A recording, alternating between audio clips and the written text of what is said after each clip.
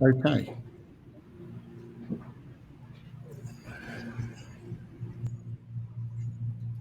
I think we should be go with the Clippy.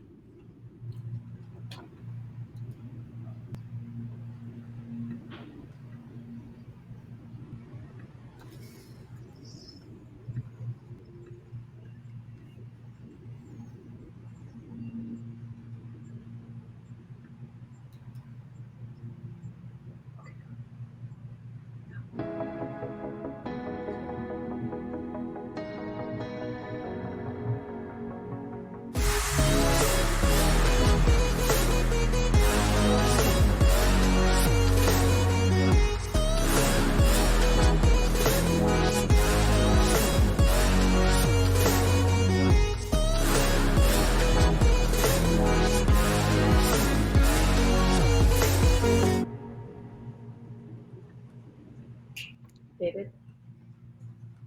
Okay, welcome back to ClueCon Deconstructed. We're grateful to have you along. Oh, okay. Maybe we'll play a video first.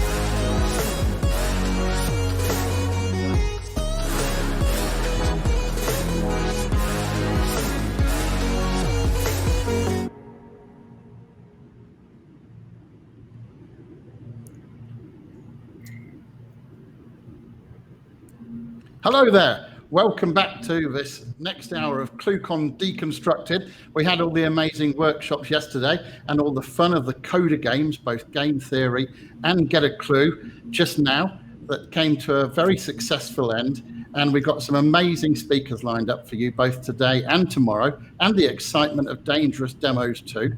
I know that you can't wait for the keynote from Tony Minessale, which is coming up very soon. But before that, Abby has got some key information for you right now. Yes, thank you all for those of you who participated in the coder games. It was so much fun. I just wanted to let you guys know that everyone who's participating in ClueCon right now is eligible to win our raffle. We're giving out a lot of fun prizes. We're giving out t-shirts, hats, Cards Against Technology, which is our version of Cards Against Humanity with a tech theme. So that's going to be a lot of fun. And if you don't win a raffle, we also have a ClueCon swag shop open, which we're going to put the link to that in the ClueCon Slack channel, which, by the way, is where you can get all your information for everything that's happening for the rest of today and tomorrow here at ClueCon Deconstructed. So if you have not joined already, you can join at signalwire.community and join our ClueCon Slack channel right there. So after our two speakers, we're going to have a little bit of a break from 1:30 to 2, and we're going to be doing another raffle in there. And then tonight from 4:30 Central to 6:30 Central, we're going to be having a Founders of FreeSWITCH chat in the lounge, which you can find at our ClueCon Deconstructed link. Just look in the different rooms and find the lounge, and you can join the Founders of FreeSWITCH. It's a really informal chat, so we're inviting everybody who wants to come to hang out with Michael Jarris, Brian West, and Anthony Minessale. And then don't forget to mark off your calendars for tomorrow at 4:30 Central to 6:30 Central for the Gigabit reception, where we're going to have all kinds of networking events. We're going to have karaoke, games, chit chat, playing music. It's going to be a lot of fun. So make sure that you take some time off for 2 hours tomorrow at 4:30 to 6:30 Central. And that's all I have to say right now. I'm so excited to catch our speakers and catch our keynote. Well, thank you very much, Abby. We appreciate that information. And just another quick shout out about the dangerous demos at 10 a.m. tomorrow. That promises to be a whole lot of fun. But now it's time. Thank you very much and goodbye to you. Now it's time to get Tony in. I believe he snuck into the studio. There he is. He's ready to come along. Good to see you, Tony. thanks for joining us. And you don't need an introduction to this audience, of course, but I'm going to give you one anyway. 20 years in software engineering, and then in 2005 founded the FreeSWITCH open source project that's been so valuable and so amazing for so many people. But here's what I wanted to say, Tony. What I think is excellent is all the work you've put into this platform with the team, of course. And the biggest compliment is I've heard people talking about how cluecon Deconstructed has captured the same essence that cluecon normally captures in the way it's been delivered. And one other thing I wanted to say, and that is one of the joys of cluecon is for people coming along, they get to hang out with Tony and Michael and Brian and the team. And yesterday I was just in a room with one other guy, a community member that had a free switch question that I couldn't answer. And in a flash, Tony, Brian and Michael were all in there. So still spending time with the community, even in the heat and the excitement of cluecon. So thank you very much for that, Tony. We're looking forward to what you have to say. Great. Thanks for having us at our own show, I guess I should say. But, you know, it takes a lot of work. Can't do it alone. So if you weren't here hosting, I don't know who I'd be talking to right now. So thanks a lot. You're very welcome. I gather you've got a presentation for us. Yeah, well, I got a few slides. Okay. Gives me something to point at.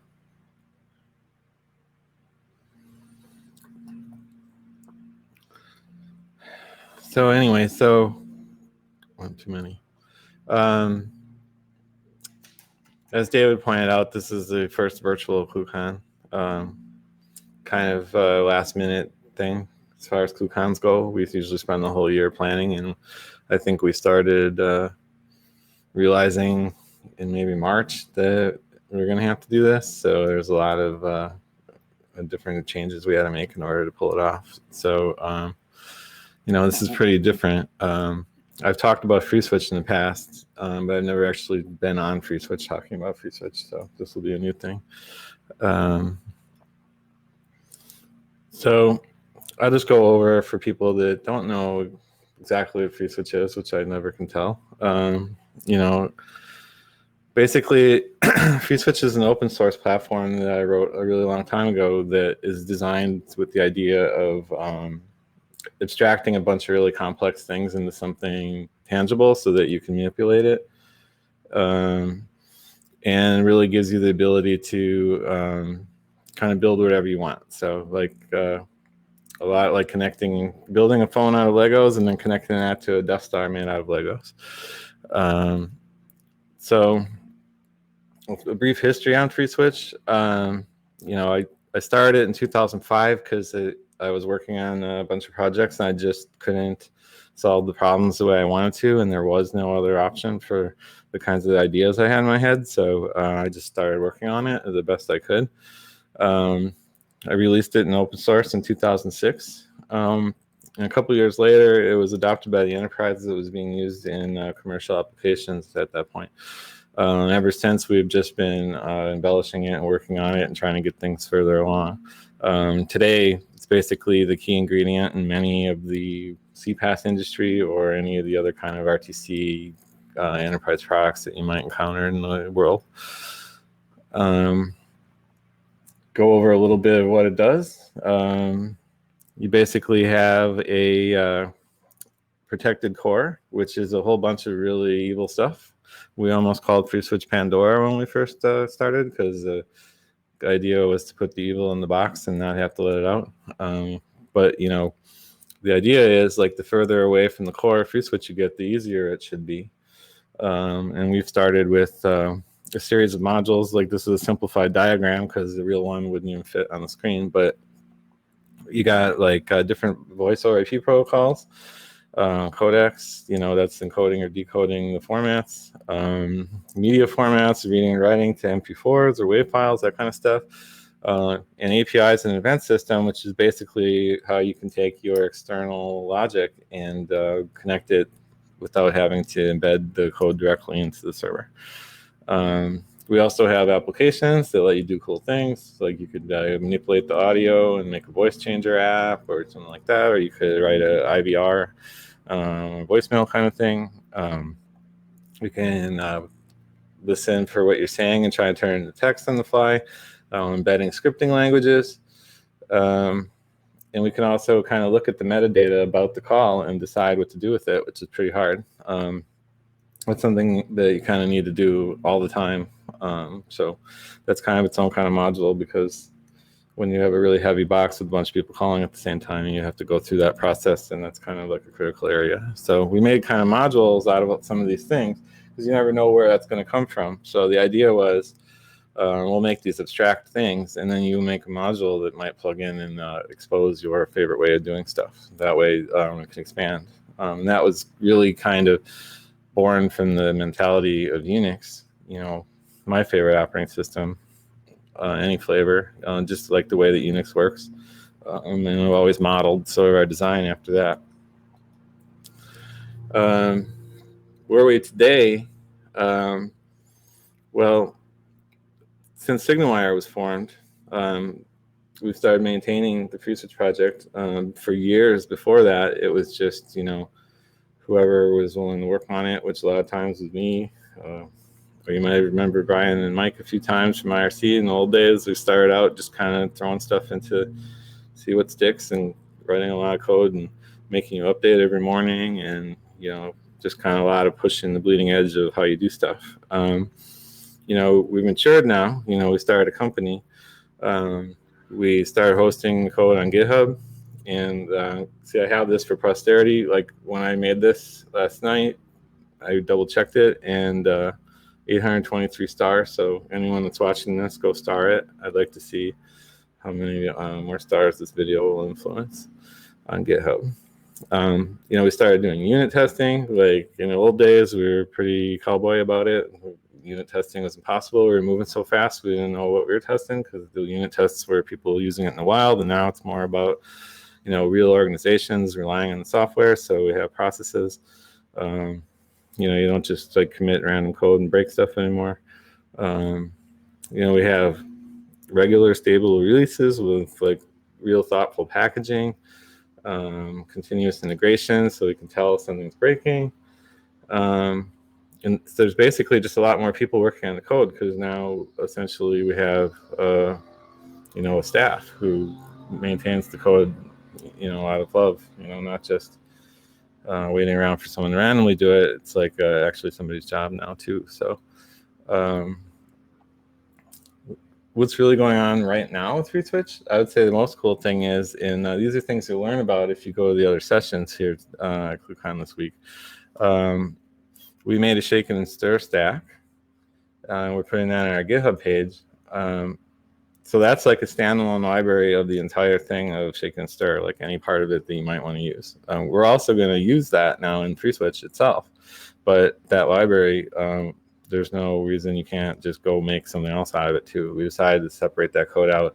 Something like shake and stir is way too important to be trying to hoard or any of that kind of stuff. So we thought the more we can spread it, the more we can get rid of these annoying calls. You know, that's our way of our dedication to open source and innovation. So we started to clean up some more stuff for the boring side of things that some of you package lovers might enjoy. So we've taken like Sophia and Span DSP, which are two of the supporting libraries we have a lot of dependency on. And rather than kind of building it ourselves inside a tree, we moved it to its own GitHub repos on our GitHub, so you can pull those separately and build those libraries. A lot of other projects are starting to use them. You know, it's like a good way to maintain that. Like you'll hear about Janice later, and I thought I heard him say that he's using it. I think there's a couple other projects out there. Sophia is sort of a SIP stack that we've adopted from Nokia, who I don't think has touched it in like over 10 years. But we've been sort of maintaining it as part of FreeSWITCH, but now we moved it to its own library. There's a thing later today. If you want to come and chat with us, it's kind of like an informal thing. We'll just hang out in the room and you can ask questions about it. We have a new space for contributors to maintain in GitHub. So we're actually going to take some of the modules that are not really like specific to everyone, or maybe something that only certain people rely on, or someone else wrote it and they really like want to have commit access to it, but like our main FreeSWITCH branch is a little harder to do that with. So we're going to take these modules. We built a way to have modules separated from the tree of FreeSWITCH itself, so you can run those as your own project, and we'll host those on our GitHub and give you access and accounts. So if you like are a module contributor or want to bring a new one that we don't know about yet, or you want to adopt one of the ones that that are kind of getting antiquated or something, you know, like 7 just dusted off modded cluechew. Like that's the first time I see that one in years. So we're doing some new modules. We have Core CLR, which is the new open source .NET stuff. You know, for everyone that wants to be able to embed .NET code right into their logic on FreeSWITCH, we'll have someone maintaining that and a way to build that. And there's also another presentation this week about Mod MQTT, which is the Mosquito protocol. Kind of helps you build small IoT edge devices and then still be able to like bring that stuff in. As far as what are we going to do beyond this, so we have a lot of work to do still. We're cleaning up basically over a decade of rapid development. Like I said, we started in 2005. We've been like coding at an endless, like really quick pace. So there's a lot of like cruft, and there's all kinds of new ways to do things better, and like add testing framework and put unit testing in place for all the functions. You know, that way when someone gives us a patch, we can see if it breaks everything or not. You know, we're expanding our team.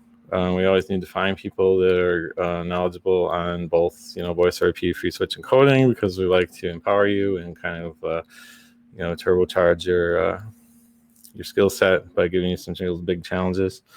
We want to really, you know, continue this new idea that we're launching right now to empower the community, because there's a lot of third-party modules out there, and we want to make sure for everyone to kind of like maintain their own stuff. So it's not only, you know, like you're waiting for someone to do your pull request, and, you know, it's your module anyway. So, you know, we're going to try and fix some of those problems so people can segregate off in the groups around the different code they care about the most. And we're just going to continue to participate in the standards process. You know, we're constantly chasing after WebRTC. We're one of the few, you know, like WebRTC endpoints that are written completely different, not using any of the same code as everybody else. So, you know, like all the other browsers sort of share the same code base for their WebRTC stack, but, you know, FreeSWITCH is a lot different because it kind of comes with a different amount of use cases and stuff that is tied into the existing stuff. So we have that, and, you know, we've been working on maybe the RIPT protocol was brought up last year. It's still moving along pretty slowly, like anything else that goes into the ITF. But, you know, there might be a new protocol showing up that allow us to do like high density cloud voice. We're going to try and be the first one to implement that if it matures past the next stage. I think the draft's expiring right now, so we'll see what happens.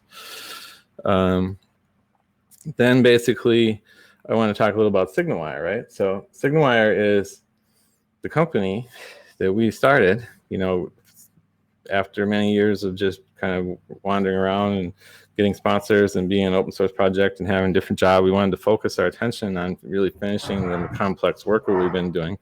So we started the company, and, you know, we have a few really important things that we want to accomplish. We're trying to really figure out how we can take all this complexity, you know, and scale it even further, because there's a lot of us out here, especially the crowd that comes to KubeCon, and might be really good at like setting up servers and compiling, downloading things, and kind of creating really cool stuff just by like hardcore hacking and stuff.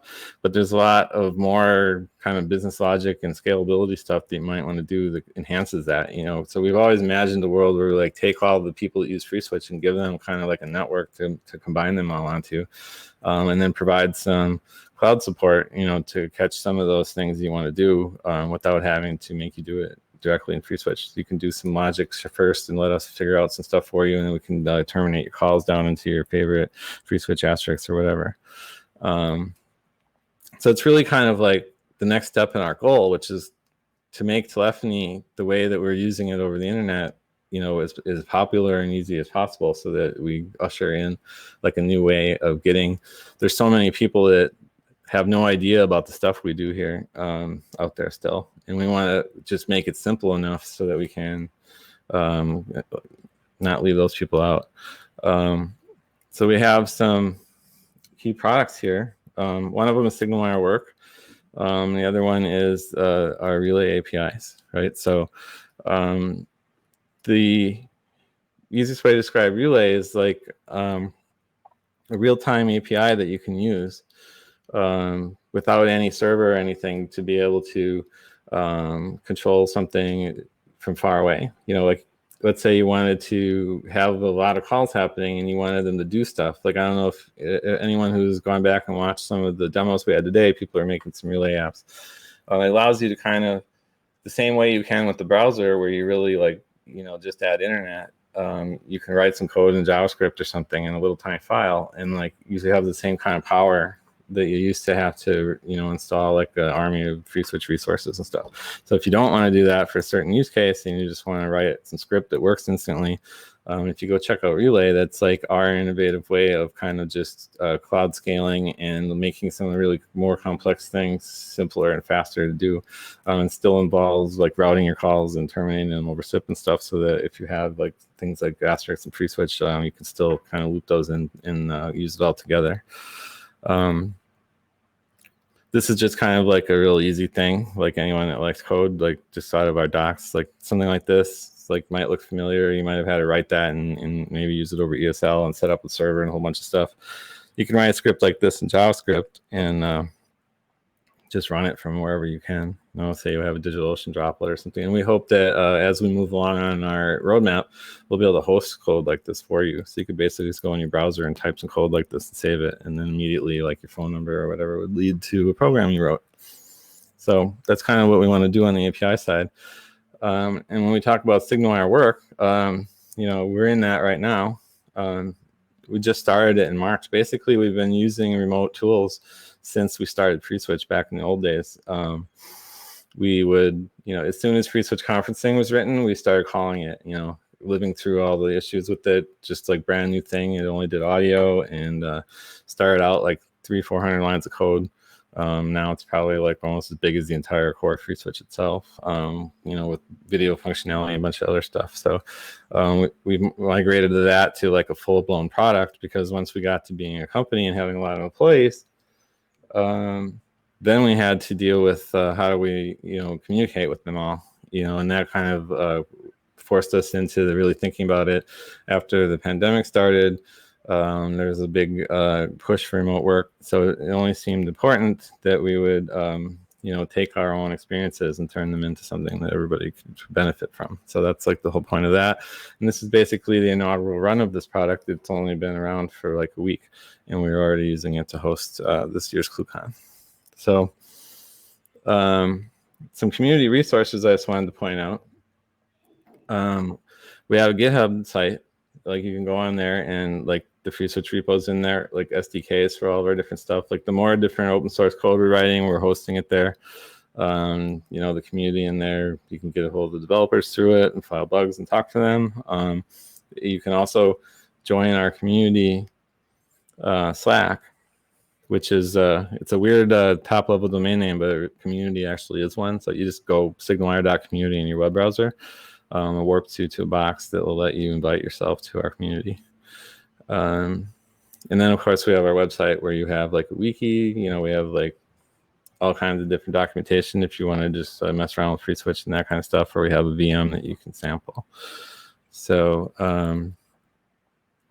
really, this is really cool to be able to figure out how to do this online, and it was a big challenge and a lot of trial and just effort from all the people that had to migrate this thing online in a matter of a month or two. So it's a lot harder to do than it looks.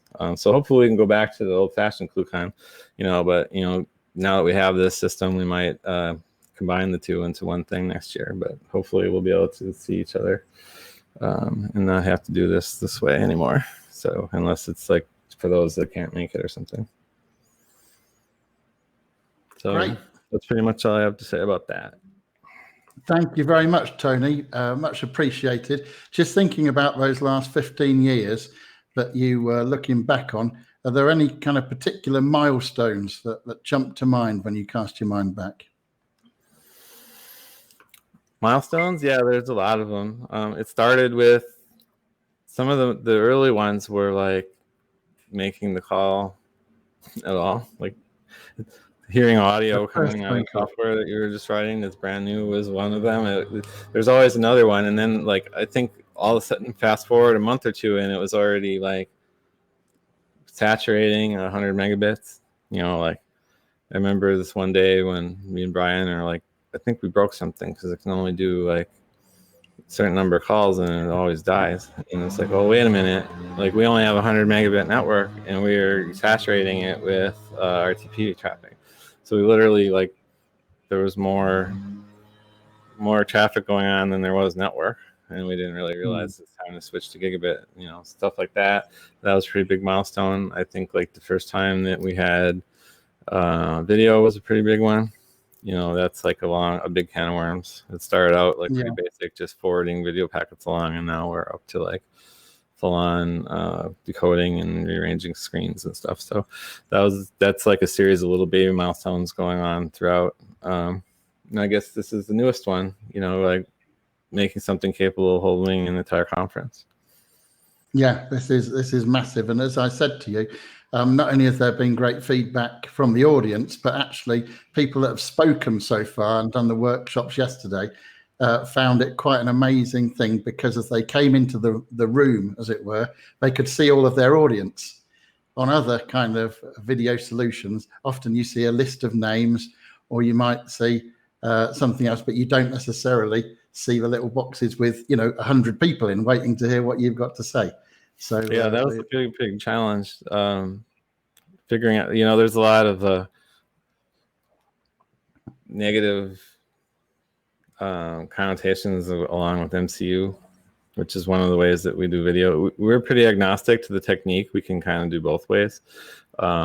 We like to use MCU for this kind of stuff because it allows you to kind of force everyone to see the same thing. And you know, rendering 100 people in a 20 frames a second kind of context is a little tricky, because the more people that join, the faster you have to do it. And so never a dull moment with technical challenges. Yeah, it's a pretty big thing. Well, thank you very much, and for giving us those insights as well. Now, you mentioned SignalWire, and one of the investors is Jerry Yang, the co-founder of Yahoo, and I believe he's in the room, and you're going to have a little bit of a chat with him. Hey there, Jerry. How are you doing?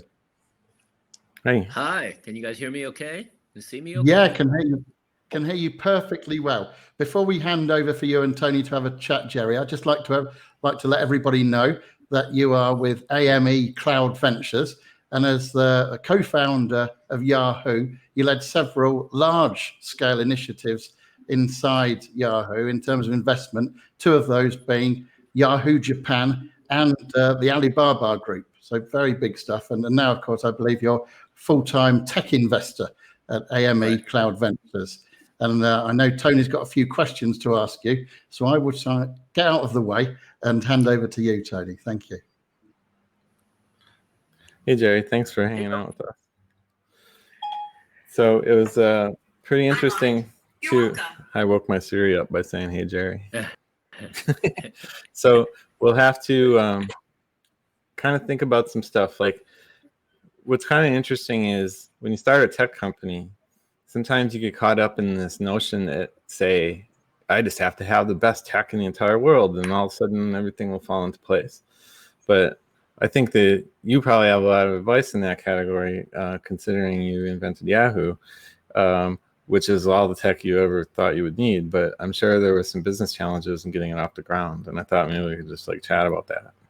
Yeah. No, I look, obviously, I just listened to the tail end of your presentation, Tony, and I'm amazed that you're running the whole cluecon on your new product here, which is fantastic. And we can talk about sort of what this kind of era of remote and distance, and whether it's kind of elective, meaning we want to be distanced or we have to be distanced. This just seems like the perfect tool for the perfect time. And so thanks for having me. I've been very lucky, as people may follow my history or whatever, but I'm an immigrant. I was born in Taiwan, came to the U.S. when I was very young. went to Stanford University, and while doing my doctorate, I met David Philo, who we ended up co-starting Yahoo together. And yeah, you know, we were kind of in that right place at the right time. The web was just taking off. And we had this constant balance, to your question, Tony, where obviously we had to build a product, and we were very, very product centric people, and always wanted to know what the best you can do in terms of technically, whether it's everything from a, you know, sort of a protocol handshake at the server level all the way to what the look and feel looks like. We were sort of kind of, you know, obsessive, if you want to use that word. But as soon as we became a venture-backed business and we entered sort of the public fray in terms of consumers and users and advertisers, the business part of the equation came in.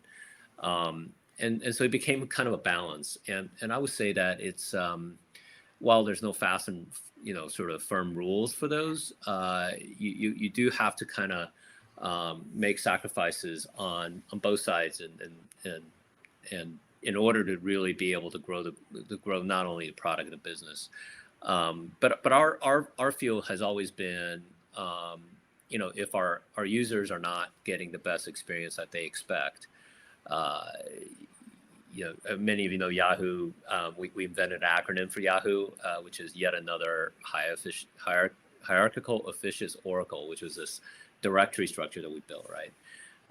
But inside the company, we had this mantra that said Yahoo stood for, you know, you always had other options.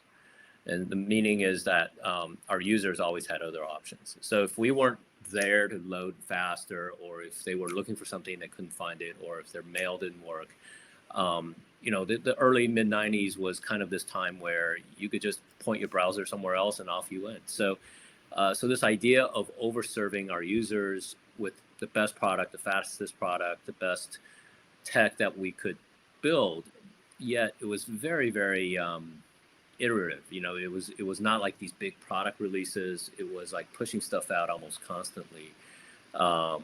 And that was sort of the early experimentation phase of the web, where, you know, obviously now everybody does it through A/B testing and other techniques. But back then, you know, we were debating whether we should be, you know, versioning products or pushing it out like a software, or fortunately, we ended up doing much more of a sort of web style product release, which is, you know, push it out twice a day if we had to, fix a bug and keep going, right? So, and then the business challenges are different. We did not have a business model. You can imagine the early days of the internet.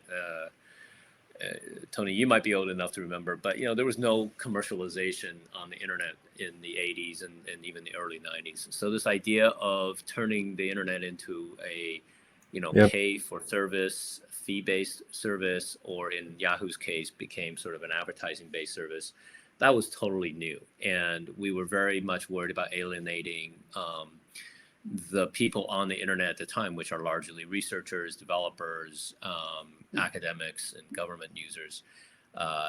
And so the balance was, how do we introduce, you know, monetization and commercial business models onto a traditionally, you know, nonprofit type of environment.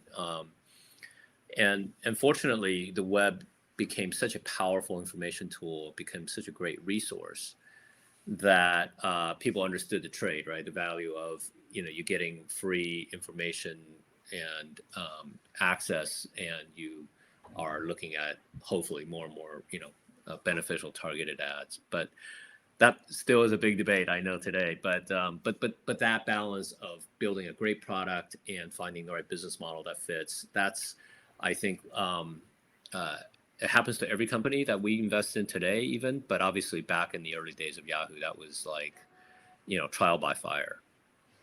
Yeah, and I bet sometimes it's not the one you're expecting, right? Like, did you have any products that like you didn't even think you should make, but then all of a sudden everyone loved it and you had to run with it, or stuff like that?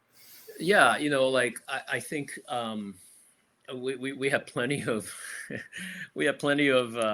failures, and I think you learn quickly from your failures, and those ones that you think it would work, like we had Yahoo Kids. I don't know if anybody, we had like cities, we had Yahoo LA, Yahoo New York, and none of those things lasted very long. but obviously the franchises like Yahoo Finance and sports and news, those were,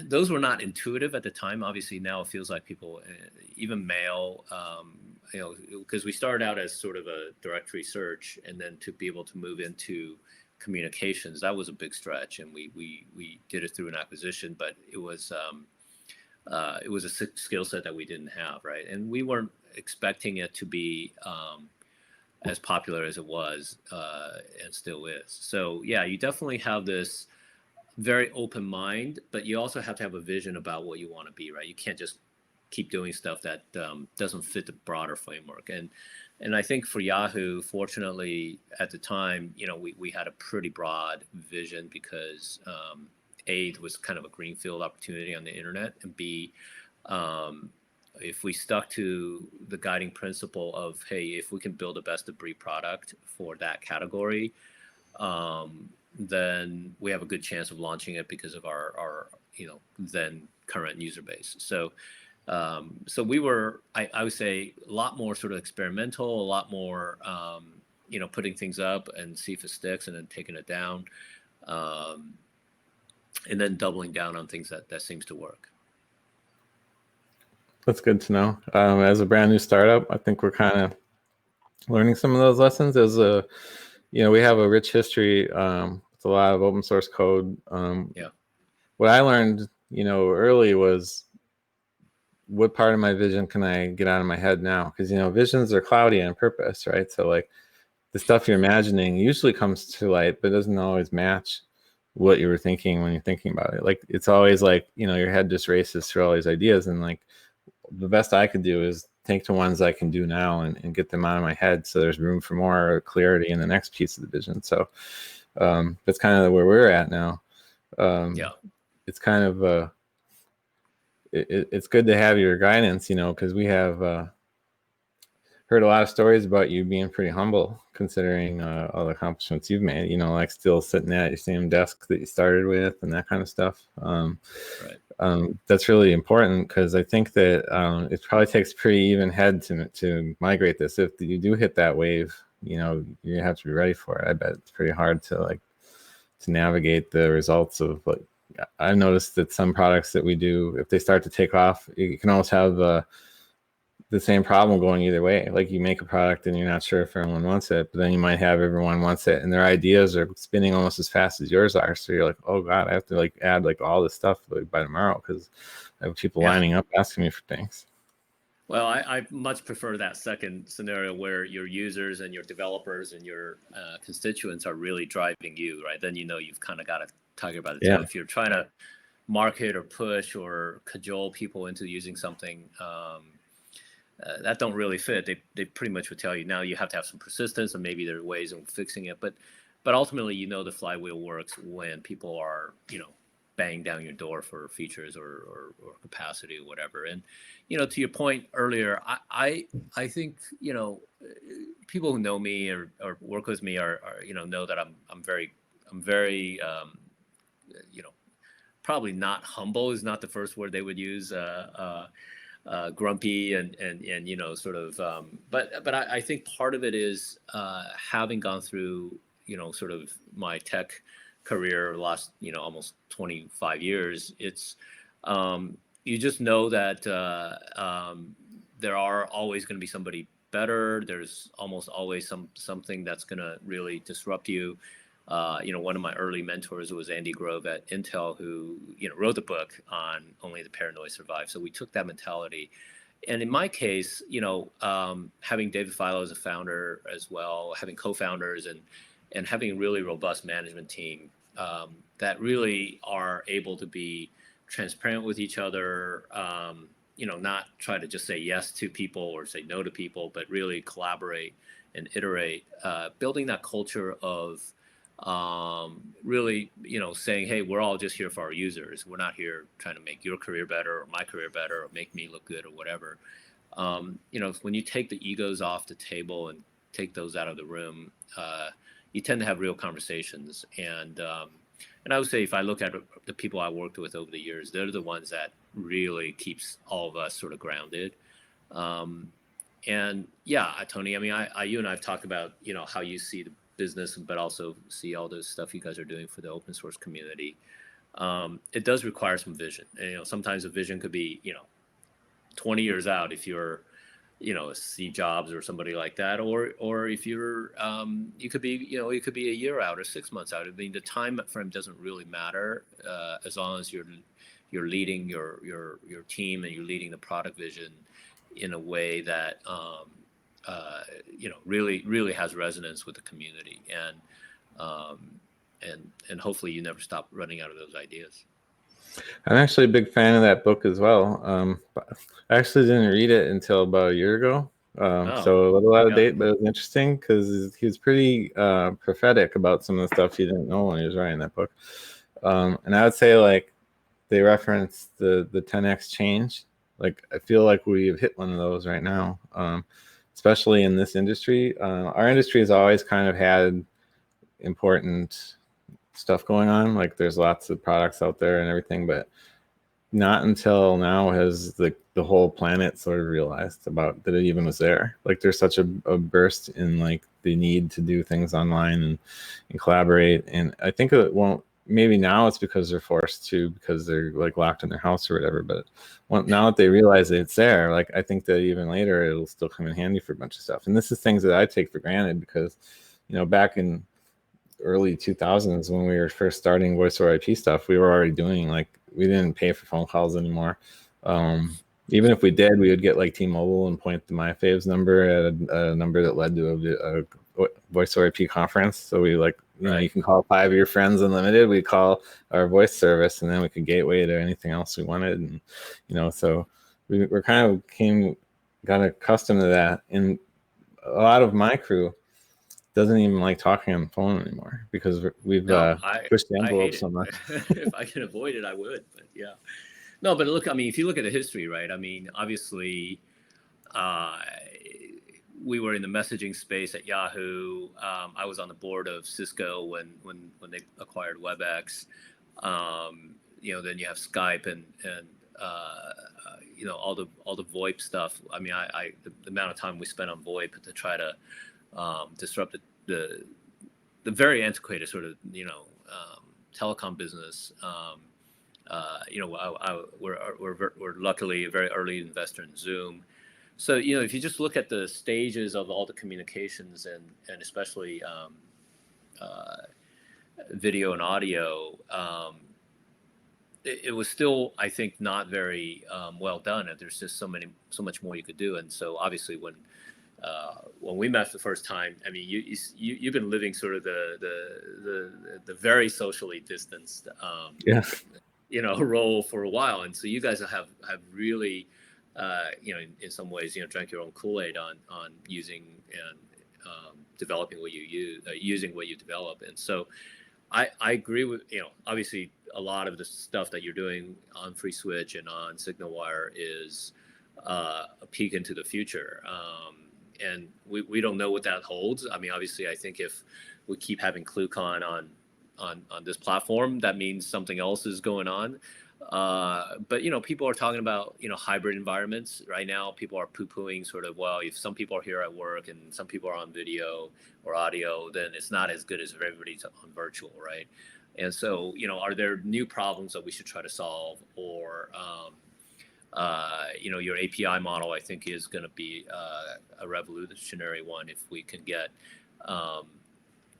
sort of the kind of app developers and adoption that is certainly out there, I think. So pretty excited about where this is all going. And obviously you guys are a leader in being able to do this at scale, and to see this on a browser and work on my Mac it's incredible. Thanks. That's it's kind of interesting you bring that up, because, like, I worked some remote jobs maybe 2008, and there was sort of a disadvantage because we were on the phone. It was like Charlie's Angels, right? No one knew who we were. Just hear this voice once in a while on somebody's desk, like, so we didn't count necessarily like into all the there's politics and stuff. So it's almost like you have to reproduce some of that too in order to really capture it. So you have this, like, in ClueCon, I think one of the things missing is there's drinking. There's lots of people to go have beers with each other and stuff. And, you know, that happens at night. A lot of people come to ClueCon and stay up till 2 in the morning, and that's a little hard to do over IP. But, you know, we are experimenting around with, we have a couple pubs rooms that you can go into later. We have like the Bourbon Room and the Check Out Charlie's and a couple other bars that you can, you know, virtual bars, but you got to bring your own beer. But, Yeah. you know, or if you don't like beer, you don't have to because you're at home anyway. You know, so there's that, and there's like, I think one of the things that we focused on was we did realize that from our past experience, and that's why we started making these visible rooms so that people kind of leave it on even when they have a bunch of people around them now. So like sometimes the people are all together. Like while we're at ClueCon, we have a lot of us kind of hanging out in one place. So those people just leave the thing on all the time. So we're kind of bridging that. And we also have like a different room for different departments, and we can put them up and watch them as we're working. So if we want to go visit someone, we just like jump around. And so people are starting to get used to that. And we did that before. Like that's the important thing, I think, because we have people all over the world. So we didn't want to force them all to uproot their lives and go live in a building somewhere. That we already were thinking about that before we were being forced into this. We were just thinking like, I want this person to work for me, but I don't want to start an office in all 17 countries these different people live in. But if they can work remotely, you know, what's the difference? Because they're just sitting on a computer a lot of times. Then we had to think, how do we do that with like sales and other departments? You know, a little harder, but you know, it happens to turn out that it's pretty good environment to talk about sales in here also. You know, sometimes we just have like a call to the customer and show them off stuff. So I think those things are starting to evolve, and we just kind of follow the end users are driving now. You know, like every single person that touches this thing has another idea, you know, and it's like the engineer in me is like taking notes on every one of them. Like, oh, we have to do this right now. That's a good idea. Or, oh God, that's going to be hard. I have to like rip everything apart for that one. So all kinds of exciting stuff. Well, but hopefully as you generalize the platform and you have taken a very platform approach, and that you can iterate and you can create sort of these, you know, different operational modes, whether it's, you know, offices that are open or rooms that are open all the time. I mean, that's something that people don't think about nearly as much in, you know, current Zoom or WebEx environments where people feel like you're on display and then you turn yourself off, right? Rather than the room is just part of the ambiance, and you go about your day, and if somebody wants to check in, they can, and so it's awesome that you can kind of and like you said, I think it will be a new way of people working, for sure. Did you guys lose my video? We did. Okay. Can you hear me still? Yep. Okay. So that's probably a good time to wrap up, I guess. Looks like you. Yeah. Video.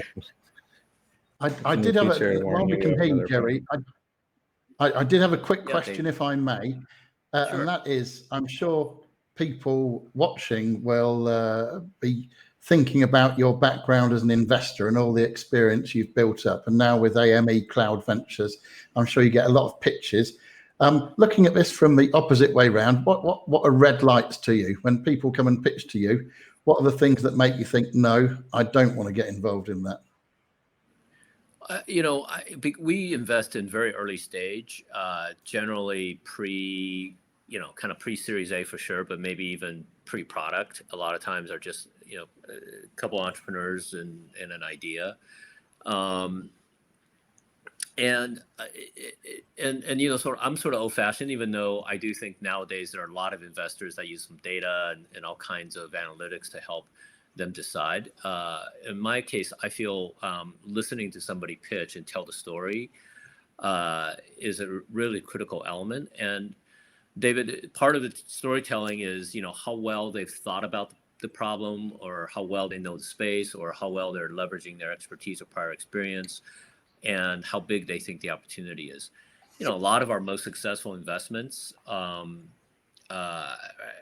entrepreneurs come and pitch us and we invest, and they are successful because they do exactly the opposite of what they pitched us, right? We always joke when they go public or when they get sold, we pull out the first pitch deck and we show it to them, and we all have a good laugh because nothing what they said in that deck or the projections were even close. Sometimes they overachieve it. Sometimes they pivot 180. Zoom was the exception to that because Eric basically said, I'm going to take every WebEx customer and turn it into a Zoom customer. And I'm just going to build much better WebEx because, so, and in that case, you when he tells the story, you're like, oh my gosh, this guy is just going to keep going until he gets it all done. So that storytelling is important. And the red light for me would be, somebody that is not clear in their thinking at that moment. I mean, they can change their mind, but they have to have something that is really driving that passion and the conviction. And a lot of times we look for chemistry in the founder team, because everybody looks pretty good on resumes these days. It's like if you see the chemistry, or they, if they finish each other's sentences, or if they laugh together, or that element of chemistry and culture is really important to us.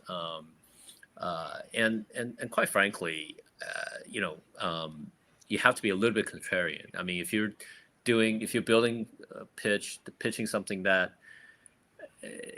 everybody thinks a great idea, it's something bad is gonna go wrong there. And that's, you almost want to find something that says, this is really hard, or this is crazy, or nobody's gonna want to do that. And that does remind us a little bit of early days of Yahoo. People are saying, you're doing what? You're trying to organize the internet? And so so you just want that little bit of craziness in that founder. Right. Yeah. Oh, that's interesting too. It's You really actually hard to touched on. balance. Do you usually run into the fact that like the good ideas and the bad ones are both crazy, so it's hard to sort them? Yeah, of course. And ultimately, and by the way, Tony, you fit that crazy profile. But it's a compliment. But I mean, is the last check for us, and it's more of an internal check, is can we help the business, right? I mean, if we can't really help the company grow, then we're not an index fund that we could just go pick public market stocks, right? So the idea is, okay, it's crazy, but man, we can help these people succeed. So that means we buy into that craziness, and that's the difference. Oh, that's great. Thank you very much for sharing that with us, Jerry, and thank you very much for coming along. It's been great to hear you and Tony kind of bounce off each other and share your wisdom. You also helped. Awesome. Thanks for helping to test my self-healing video issue algorithm. It worked. It's awesome. He came back to life, didn't he? Came back to life. Have a great conference, and Tony, will talk soon. And thank you, David. Nice All right, to meet thank you. Thank you, Jerry, and thank you, Tony. Okay, we're coming towards the end of our first hour here. It's always an exciting time at ClueCon when we have our opening keynote, and in this case, you've got a bonus 2-for-1 because you've got Tony bringing along Jerry as well. Is there anything else you'd like to say to us, Tony, before you disappear off? No, just usual, like us and follow us, and go find us on YouTube and come and watch our stuff, hang out in our community. Our Slack has got like 4,000 people in it now. Come and let us know what you're thinking about any of our stuff. Great news. Thank you for that, Tony. And we're going to have Abby in before too long. But there's just time for me to tell you that you can hang out with Tony and Brian and Michael if you come along to the lounge just a little bit later, 4:30 Central Time today. Find your way to the lounge and they will all be there. I believe Abby has snuck in the back door of the studio and is here as we finish off, just to give us a couple of announcements. And is there any prizes now, Abby, or is that the next hour?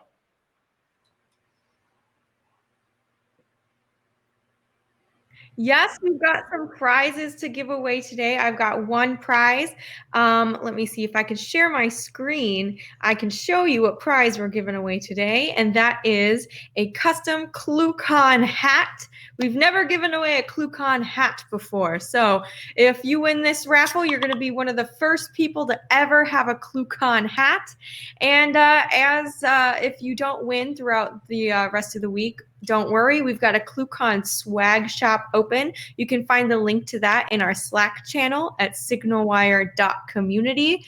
We're giving away, I think, 3 more raffles today and then 5 again tomorrow. So if you don't win, don't worry. You can still get some of these amazing prizes. But right now, it's time to give away this beautiful ClueCon hat. So let's see. Let's do like a little drum roll. It is a fine-looking piece of hat there, Abby, for sure. All right, and the winner is Travis Bullock. So everybody send some Well good done, Travis. to Travis. I recognize that name. Do you? Oh yes, Travis. He gets to win. Very exciting. Let's see. And I do believe I have to tell you about our grand prize. So if you're wondering how you get entered into the raffle, all you have to do is participate in ClueCon somehow. So I'm sure I've seen most of you around. Most of you have already done that. So if you're watching on YouTube Live, if you're interested, all you have to do is join us at one of our events. We've got the Dangerous Demos tomorrow at 10 a.m. Central. We've got our Gigabit reception tomorrow at 4:30 to 6:30. And tonight, as David said, we've got the founders of FreeSWITCH hanging out in the lounge at 4:30 to 6:30 Central tonight. So show up for one of those events and you're automatically entered into our raffle, which I think you're going to want to do because I have the grand prize here with me right now. Whoa. This is a MacBook Pro engraved exclusively for ClueCon. Ooh, look at that, ClueCon Deconstructed. This is a one-of-a-kind item. So if you want to win this, all you have to do is participate in ClueCon, easy peasy, lemon squeezy. And that is all I have for right now. I'll be back throughout the day to give away 2 more or 3 more raffle prizes. Okay, thank you, Abby. That is a very beautiful prize. And it reminded me of either last year or the year before when the wonderful Daniel Konstantin Mierla won the engraved laptop at the end of ClueCon. That was an excellent. exciting moment. It was. We had raffle tickets really flying everywhere. There was raffle tickets everywhere, and anywhere you can imagine. And he got the lucky one. It was so exciting. He certainly did. Now, don't forget, we got 4 more great speakers today. So ahead of the lounge at 4:30, we're going to take a break now, but we'll be coming back soon with our next hour, and we'll be having Nikolai Smirnov from the Vosk project, all about open source speech technology, and of course, the lovely Lorenzo Miniero from the Janus project as well, talking about end-to-end encryption in the world of WebRTC. I can't wait. Can you, Abby? I'm so excited. I'm going to be here all day watching. So we're both super stoked, but it's time to say bye-bye for now. So we'll catch you very soon in the next hour.